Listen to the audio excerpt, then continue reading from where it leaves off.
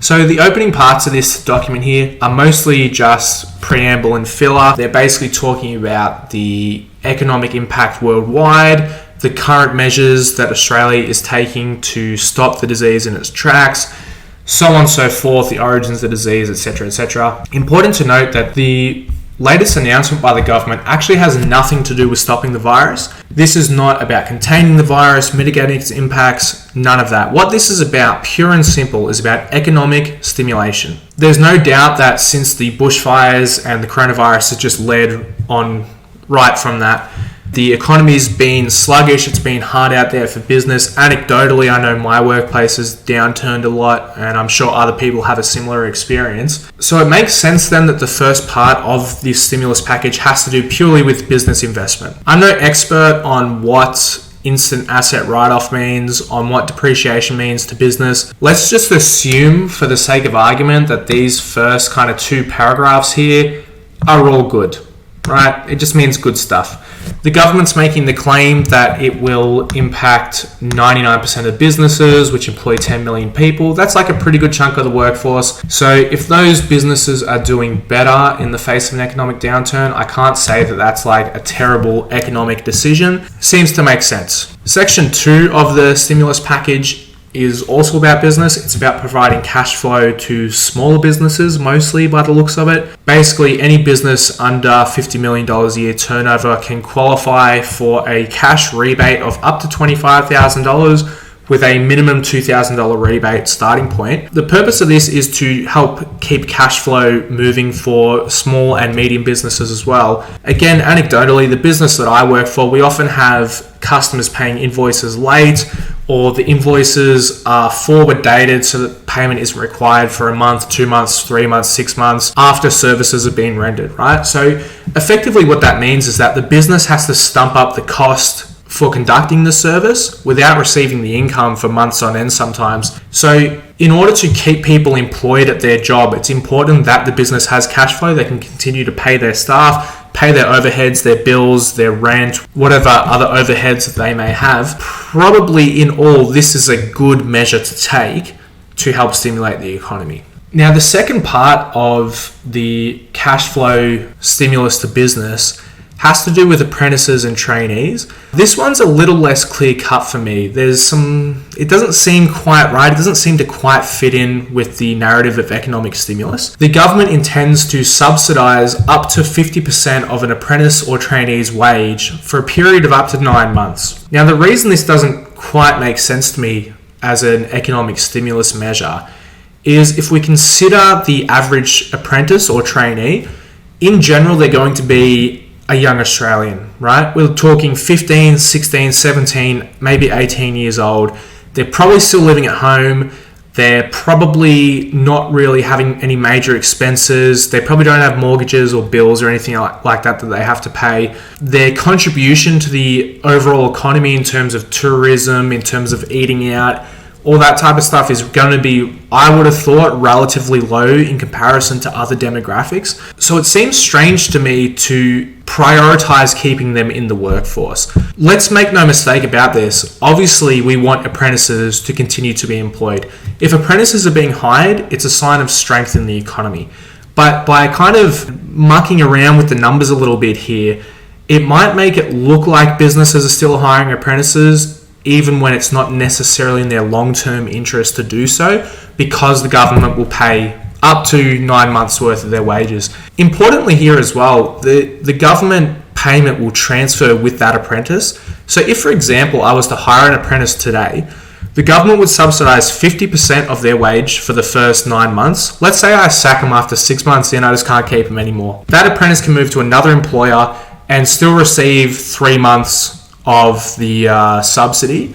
So it does incentivize employers to take on apprentices, but it also incentivizes to take on apprentices that they can't necessarily afford in the medium to long term.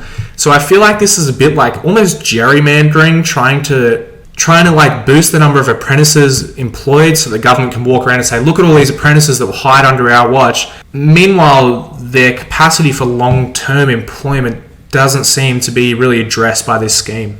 Interesting to me as well is that the government is prioritising the employers of apprentices and trainees without making any provisions for casual workers whatsoever.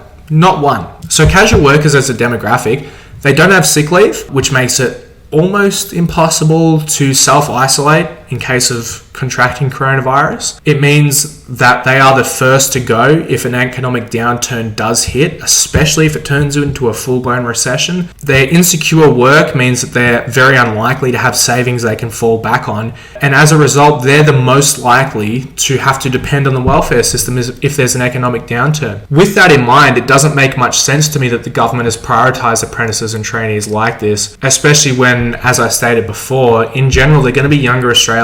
They're not going to be reliant on an income in the same way that older Australians are. The third measure of the stimulus package has to do with households. So low-income Australians who are engaged in the welfare system in some capacity may be eligible for a one-off payment of up to $750. Interesting about this payment is that half of the total payment amount is being made out to pensioners. Similar with the apprentice thing, the part I don't quite understand about this is where the economic stimulus from pensioners is going to come from. Let me be really clear here. There's a really good argument to make to raise the pension overall. To tie it to coronavirus, that just seems strange. Pensioners as an age group, as a demographic, are those most likely to be impacted by the disease, and therefore they're the ones least likely to go out on holiday, go out and spend money at a restaurant, go to the movies, go to a show, all these type of things which the government wants people to do with this $750. They're not going to do it. What pensioners will do with this money is stock up on canned goods, stock up on toilet paper, stock up on the things they need to survive when they go into isolation.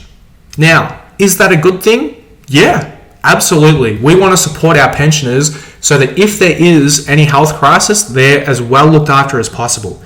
However, as an economic stimulus to offset some of the damage done by coronavirus to our system, that makes no sense at all to me. Makes absolutely no sense at all. The fourth section of the stimulus package has to do with the regions most affected by the disease. So these are like tourism industries, agriculture industries, people who used to export meats and whatnot to China and can no longer do so. They mention education sector here. I'm not exactly sure like what they're doing for the education system. It doesn't say anything here about what they're going to do to education as far as I can tell. Obviously the education sector has been decimated by coronavirus, and I think it's a particularly interesting case study, the education system, because of how it cascades down, right? So at the first stop, there we go, universities no longer have foreign students, particularly those from China, coming in, so their profit margins drop. As a result of that, they can no longer hire casual workers who are their main tutors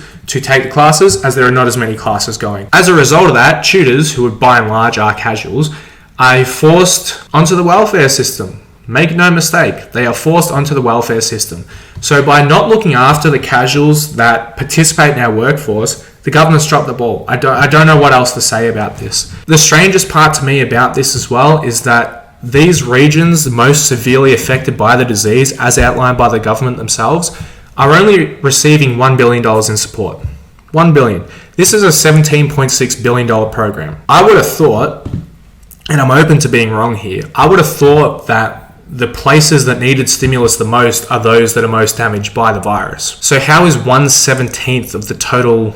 It just doesn't make sense to me. If we scroll down here and look at the costings for how this whole thing is going to be put together, I'll move my little thing up there. You can see that, you know, the first two packages here, which make up basically the business spending, we've got like 10 billion, 12 billion, you know, about $13 billion of this package is directly involved in handouts to businesses. Again, whether or not you think that's a good thing, kind of irrelevant, but $12 to $13 billion here is for businesses. About $4.7 billion is going to households, $2.35 billion of which is going to pensioners, which again doesn't quite make sense to me. And then we have a single solitary $1 billion going to the regions most affected by the disease. I want to point out to you as well, Josh Frydenberg, the member for Kooyong, my member, and the federal treasurer, released an op-ed today in like the Advertiser or some newspaper that no one cares about, but he's posted it to his website. There's no paywall, so I can look at it.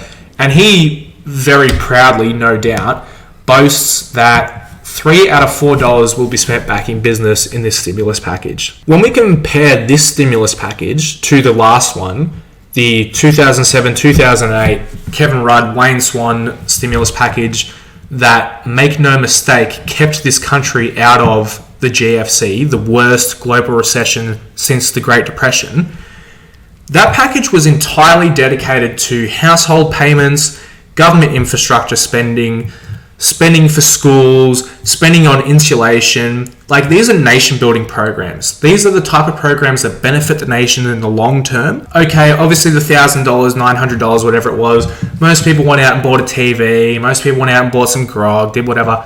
That was the point.